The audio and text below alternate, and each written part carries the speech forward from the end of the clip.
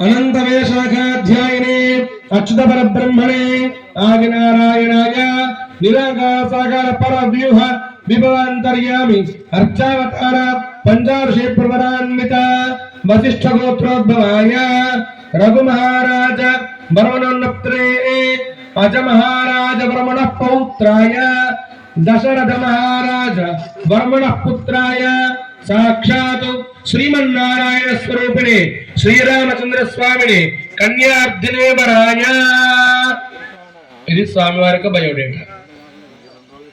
మనం వివరాలు ఇస్తాం కదా, మ్యాట్రిమోని ఇవాళ రేపు వచ్చాయి వధూవరులకు చూసేటువంటి సంబంధాలు.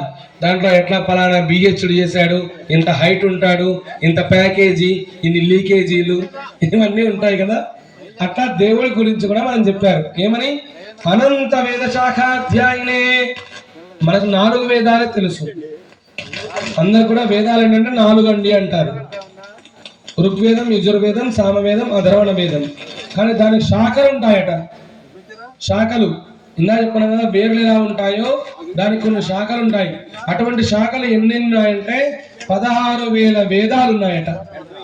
ఆ వేదాలన్నీ కూడా నేర్చుకున్నటువంటి వాడు రాముడు, భగవంతుడు. అనంత వేశాఖాధ్యాయనే. ఆయన ఎట్లాంటి వాడంటే అచ్యుత పరబ్రహ్మట. శ్రీమన్నారాయణ స్వామి ఇక్కడ రాముడుగా వచ్చాడట. ఆది నారాయణాయ నిరాకార సాకార పర వ్యూహ విభవ అంతర్యామి. స్వామి మరి వైకుంఠంలో ఉంటాడు కదయ్యా. ఎలా ఉంటాడు, ఎలా ఉన్నాడు, మరి ఆయన ఎలా పూజ చేయాలి, ఎలా స్వామిని అందుకోవాలి అంటే 5 రూపాయల్లో భగవంతుడు కనిపిస్తాడట. 5 రూపాయల్లో దేవుడు ఉంటాడు. తెలుసా ఎవరికన్నా? పంచబేరాలు అంటారు వాటిని. అంటే పరము వైకుంఠంలో అంటే శ్రీమన్నారాయణుడు, వ్యూహము మన యొక్క ఆలోచనలోకి వస్తాయట, విభవము అంటే స్వామిని నిలుపుకుంటాం మనం. ఎలా? వెంకటేశ్వర స్వామి అంటే ఎలా ఉంటాడమ్మా? ఎలా ఉంటాడు వెంకటేశ్వర స్వామి? శంకు చక్రాలు, అభయస్తం, కటిహస్తం. కృష్ణుడు మురళి పట్టుకొని ఉంటాడు, రాముడు కోదండం పట్టుకొని ఉంటాడు. అట్లా ఒక్కొక్క స్వామిని మనం ఊహించుకుంటాం ఈ రకంగా ఉంటాడు అని. కానీ భగవంతుడు ఒక్కడే శ్రీమన్నారాయణుడు కదా. అలా ఊహించుకొని మన విభవంలోకి తెచ్చుకుంటాం. దాన్ని ఏం చేస్తాం? మన మనసులో నింపుకుంటాం. దాన్ని అంతర్యామి అంటారు. మన అంతరంగంలో నిలుపుకున్నటువంటి భగవంతుడు ఎలా ఉంటాడు అంటే ఇగో ఇక్కడ కూర్చున్నాడు అర్చావతారంగా. అంటే అక్కడటువంటి స్వామి దిగి వచ్చి మనం పూజ చేసేటట్టుగా మనకు అందుబాటులో ఉన్నాడట అర్చావతారంగా. అలా వచ్చాడు. మరి ఆ స్వామి ఎటువంటి వాడంటే అఖిలాండ కోటి బ్రహ్మాండ నాయకాయ తత్వాతీతాయ సకల నిష్కలంక స్వరూపాయ సురాసురార్చిత పాద పద్మయుగళాయ అఖిల లోకోన్నత పవిత్రాయ ఆర్త్రత్రాణ పరాయణాయ. మరి అటువంటి స్వామి అఖిలాండ కోటి బ్రహ్మాండ నాయకుడు కదయ్యా. సురాసురార్చులు అంటే దేవతలు, రాక్షసులు కూడా స్వామి యొక్క పాదాలు కావాలి, ఆయన పాదాన్ని ఆశ్రయించాలి అని చెప్పనుకుంటారట. తెలుసా? దేవతలు అంటే ఎలాగో అందరికి తెలుసు, పూజ చేస్తారని.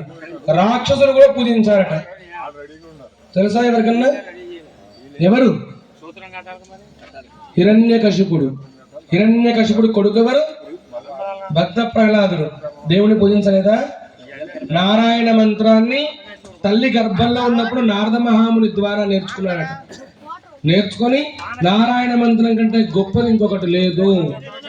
హరియను 2 అక్షరములు, హరించును పాతకములు, అంబు జనాభా. ఈ జన్లకు పాపాలన్నీ కూడా పోవాలంటే హరినామం గొప్పది. హరి నీనామ మహత్యము. ఆ స్వామి యొక్క మహత్యాన్ని ఎంత తెలుసుకున్నా సరే హరి పొగడంగ వశమే. ఆ స్వామిని ఎంత పొగిడితే అంత ఆనందపడతాడట ఆ స్వామి. అటువంటి గొప్ప నామం భగవత్ నామం. ఆ స్వామి అలా వచ్చాడు. మరి ఎలా పొగడాలి అంటే ఆర్త్రత్రాణ పరాయణాయ. ఆర్తిగా ప్రేమగా పిలవాలట స్వామిని. పిలిస్తే మన దగ్గరికి వస్తాడు. అలా వచ్చి ఇక్కడ కూర్చున్నటువంటి స్వామి, ఆయన గోత్రం ఏంటి అంటే వశిష్ఠ గోత్రం అట రామచంద్ర స్వామి. ఆయన కులగురువు వశిష్ఠుడు కాబట్టి ఆ కులగురువునే గోత్రంగా తెలిచాడు. తర్వాత ఆయన యొక్క ముత్తాత గారు ఎవరంటే రఘు మహారాజు. రఘు మహారాజు రామచంద్ర స్వామి ముత్తాత గారట. అందరూ కూడా నమస్కారం చేసుకోండి, చెప్పండి. రఘు మహారాజా వర్మణో నప్త్రే తాతగారు ఎవరు? అజమహారాజట. చెప్పండి. అజమహారాజ బర్మణ పౌత్రాయ. అలాగే తండ్రి గారు ఎవరయ్యా అంటే తెలుసు కదా, ఎవరు? రాముడు తండ్రి, అంతే. దశరథ మహారాజా వర్మణ పుత్రాయ. మరి స్వామి ఏ రూపం గలవాడు? శ్రీమన్నారాయణ స్వరూపిణే శ్రీరామచంద్ర స్వామినే.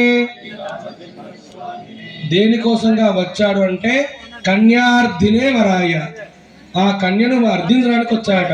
చెప్పండి. వృణీధ్వం వృణీమహే. అలాగే ఇప్పుడు అమ్మవారి గురించి కూడా తెలుసుకుందాం. అమ్మవారి యొక్క గోత్రం ఏంటి, వారి యొక్క తాత ముత్తాతలు ఎవరని. చతుర్వేశాఖాధ్యాయిని సౌభాగ్యసాగరవేంతం గోబ్రాహ్మణేభ్య శుభం భవతు. ఆంగీరస అయాస గౌతమ త్రయార్ష ప్రవరాన్విత గౌతమ సగోత్రోద్భవీ హ్రస్వరోమ మహారాజ బర్మణోన్నప్త్రీ స్వర్ణరోమ మహారాజ బర్మణ పౌత్రీ జనగజ మహారాజ బర్మణ పుత్రీ సాక్షాత్ శ్రీ లక్ష్మీ స్వరూపిణి శ్రీ భూమిజానాంని శ్రీదేవి నాంని శ్రీ సతీ స్వరూపిణి సీతా భగవతీ నాంని ఇమాం కన్యాం వృణీధ్వం వృణీమహే అహోదాస్యామః. ఇప్పటి వరకు కూడా అమ్మవారు చతుర్వేదాలు నేర్చుకున్నటువంటి తల్లట. అలాగే అమ్మవారికి గోత్రము గౌతమస గోత్రమట, సీతా అమ్మవారిది. అమ్మవారికి ముత్తాత గారు హ్రస్వరోమ మహారాజు, తాతగారు స్వర్ణరోముడు. తండ్రి ఎవరమ్మా? సీతామ్మవారి తండ్రి ఎవరు? జనక మహారాజు. కాబట్టి అందరూ కూడా చెప్దాం. నమస్కారం చేసుకోండి ఒకసారి, చెప్పండి మరలా. గౌతమస గోత్రోద్భవీ హ్రస్వరోమ మహారాజ బర్మణ పౌత్రీం స్వర్ణరోమ మహారాజ బర్మణ పుత్రీం జనకజ మహారాజ బర్మణ పుత్రీం సాక్షాత్ లక్ష్మీ స్వరూపిణి భూమిజ శ్రీ సీతా భగవతి నామ్నీం ఇమాం కన్యాం వృణీధ్వో వృణీమహే అహోదాస్యామః. ఇత్యాశీర్వాదం గృహ్యాతు. సామ్రాజ్యం భోజ్యం స్వరాజ్యం వైరాజ్యం పారమేష్యం రాజ్యం మహారాజ్యమాధిపత్యమయం యస్కముందనాతో ఆదాయవాయ ఉదగ్రాభ్యాం కూర్చాభ్యాం నారాయణస్యాసనం దత్వా. గోవింద. మనం ఎలాగైతే ఆసనం వేసుకొని కూర్చున్నామో అలాగే భగవంతుడికి కూడా